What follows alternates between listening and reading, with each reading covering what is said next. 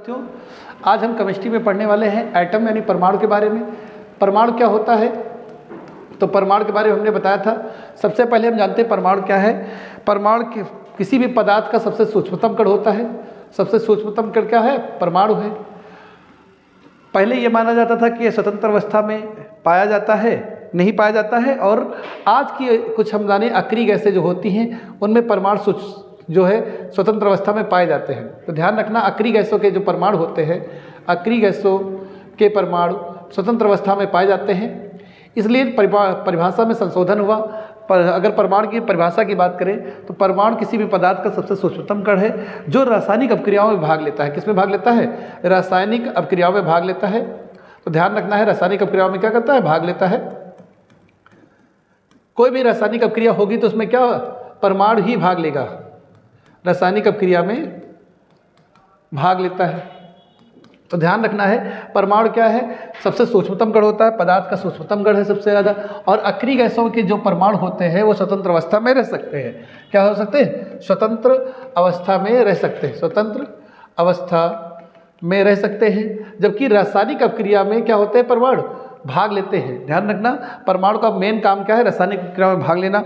वहीं हम अगर अणु की बात करें तो अणु जो है स्वतंत्र अवस्था में तो पाए ही जाते हैं। अणु क्या होते हैं? सभी अणु स्वतंत्र अवस्था में पाए जाते हैं। और यह परमाणुओं से मिलकर बने होते हैं। किससे मिलकर बने होते हैं? परमाणुओं से मिलकर बने होते हैं। परमाणुओं से मिलकर बने होते हैं। लेकिन ये रासायनिक अपक्रियाओं में भाग नहीं लेते। ये इंपॉर्टेंट पॉइंट है, ये रासायनिक अपक्रियाओं में भाग नहीं लेते। रासायनिक अपक्रियाओं में भाग नहीं लेते, भाग नहीं लेते।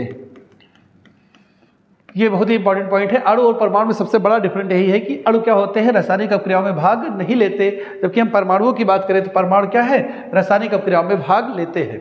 अणु पदार्थ का सबसे छोटा कण नहीं कह सकते क्योंकि परमाणु है। पदार्थ का सबसे छोटा कण क्या है? परमाणु है। अणु जो होता है वो परमाणुओं से मिलकर बने होते हैं। जैसे फॉर एग्जाम्पल में हम कहें H2 एक हाइड्रोजन का अणु है। क्या है? हाइड्रोजन का अणु है।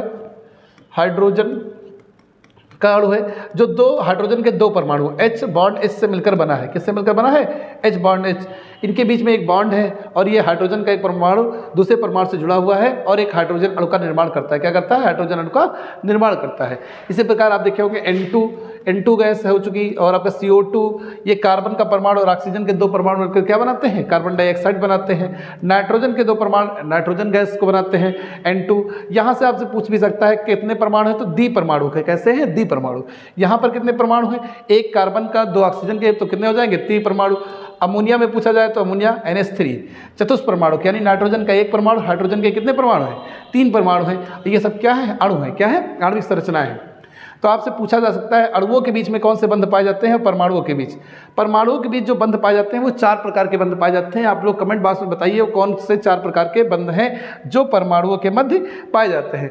अणुओं के बीच में जो बंध पाए जाते हैं उनके नाम है वान डर वाल्स बंध और दूसरा आपका होता है हाइड्रोजन बंध। तो 2 बंध होते हैं जो अणुओं के बीच पाए जाते हैं, हाइड्रोजन बंध और वान डर वाल्स बंध। और परमाणुओं के बीच जो है 4 प्रकार के बंध पाए जाते हैं, उनके नाम आपको कमेंट बॉक्स में लिखने हैं। इसी के साथ अपनी इस वीडियो से विदा लेते हैं। नमस्कार साथियों।